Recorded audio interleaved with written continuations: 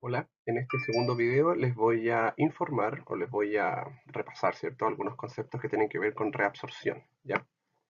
Dice ahí que es un proceso en el cual se va a retornar gran parte del agua y algunos solutos filtrados. Recordemos que el agua se reabsorbe como en un 98%, el sodio se reabsorbe, glucosa en situación normal debiese reabsorberse en un 100%, otros metabolitos o electrolitos, como quiera decir, los sales se reabsorben, la urea también se reabsorbe, y se reabsorbe principalmente aquí en el túbulo contorneado proximal hacia el capilar peritubular, se reabsorbe hacia ese sentido.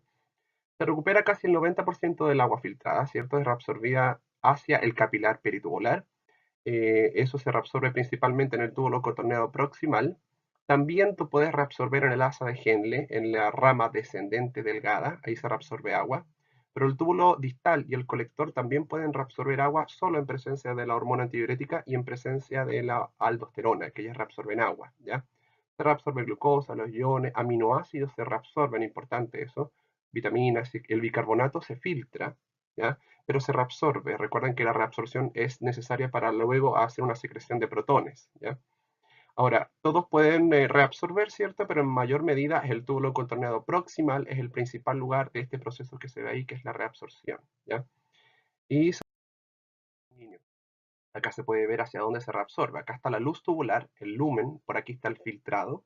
Se reabsorbe hacia la célula parietal o el epitelio, ¿cierto? Tubular, y luego se reabsorbe hacia el capilar, ¿ya? Deben atravesar las sustancias que se reabsorben, estas células de los túbulos renales, para luego llegar al capilar peritubular, a donde se reincorporan al torrente sanguíneo, ¿ya? Y las sustancias pueden ser reabsorbidas por esta vía transcelular hacia la célula y luego hacia el capilar, y luego también pueden ser reabsorbidas por esta vía paracelular, que es entre medio de las células, que hay algunos espacios, los cuales son aprovechados para poder hacer un proceso de reabsorción. Ahora, esta reabsorción requiere un transporte activo, activo porque va en contra del gradiente, de menor concentración a mayor concentración, y un transporte pasivo que va de mayor concentración a menor concentración. Hay sustancias que reabsorben por transporte activo, como la glucosa, que va de menos a más, y los aminoácidos, que van de menos a más. Y por transporte pasivo van a tener la urea, el ácido úrico, creatinina, sodio, potasio, que agregarlos, que también van por transporte pasivo, van a favor. Esta imagen resume la mayoría de las reabsorciones que se hacen al capilar. Por ejemplo, aquí ustedes pueden ver acá que se reabsorbe sodio desde donde hay más a donde hay menos, ¿ya? Luego el sodio va de donde hay menos a donde hay más. Por eso primero hay un transporte pasivo de sodio y luego acá hay un transporte activo de sodio porque va en contra del gradiente, y eso se hace gracias a la bomba sodio-potasio. Ella es la que puede llevar en contra del gradiente al sodio para llevarlo al capilar.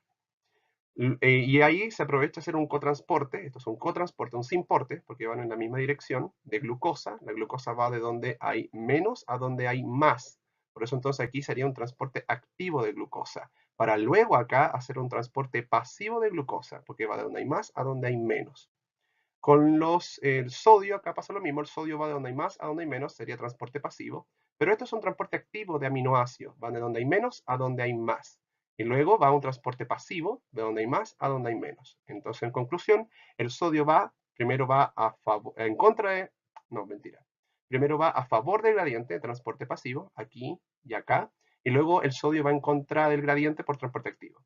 Y la glucosa y los aminoácidos primero van por transporte pasivo, mentira, por transporte activo primero, de donde hay menos a donde hay más, y luego van por transporte pasivo, con estos carriles que se ven acá. El agua puede ir por vía entre medio de las células, ¿cierto? O también el agua principalmente se reabsorbe por presencia de esas acuaporinas. El sodio, como ven ustedes acá, se reabsorbe desde la luz tubular hacia la célula epitelial por difusión, ¿ya? Porque va a favor del gradiente, ¿ya? Acá hay un simporte sodio-glucosa y un simporte sodio-aminoácidos. Y luego la reabsorción de sodio desde la célula hacia el capilar va por transporte activo, por el caso, ¿cierto?, de la bomba sodio-potasio. Eso es un antiporte. Entonces, en resumidas cuentas, el sodio va, aquí está, entendamos la imagen, aquí está el filtrado, por acá va el filtrado, acá están las células, y acá está el capilar peritubular. Entonces va de donde más a donde hay menos, transporte pasivo primero, y luego de donde hay menos a donde hay más, luego haría un transporte activo. A ver, esto voy para acá con el tema de la glucosa, que los glucosa y aminoácidos van desde el filtrado hasta la célula por un transporte activo, ya secundario. Y luego la glucosa y aminoácidos van desde esta célula hacia el capilar por transporte pasivo, por estas proteínas que hacen difusión facilitada de glucosa, difusión facilitada de aminoácidos también, ¿ya? Y la glucosa se reabsorbe hasta que llegas al umbral plasmático renal. Recuerda que cuando llegas al umbral, la reabsorción no para. Cuidado con eso, porque hay gente que tiende a pensar que cuando llegas al umbral, paras la reabsorción. No. Cuando tú llegas al umbral, la reabsorción continúa, no se detiene. Continúa, pero se mantiene constante. Lo que pasa es que el exceso que yo no puedo reabsorber va a aparecer, ¿cierto?, en el filtrado acá y va a aparecer finalmente en la excreción en la orina. Así que tengan cuidado, no para la reabsorción, sino que se mantiene constante. Entonces la glucosa va de donde hay menos a donde hay más, transporte activo de glucosa, y luego va de donde hay más a donde hay menos, por tanto va por transporte pasivo. Lo mismo, el agua se reabsorbe por la vía transcelular, esta es la vía principal, ¿cierto? Con las acuaporinas, y por la vía paracelular también, pero es menor la cantidad de agua ahí. La manera principal de reabsorber agua es desde el filtrado hacia el capilar por la presencia de las acuaporinas, que recuerden que en presencia de la hormona antidiurética, ella va a provocar que haya más acuaporinas en esta sección para reabsorber más agua. Importantes son estos gráficos, en donde acá se ve el porcentaje de filtración, y esto quiere decir que contra más glucosa hay en el plasma, más se filtra, y eso no para.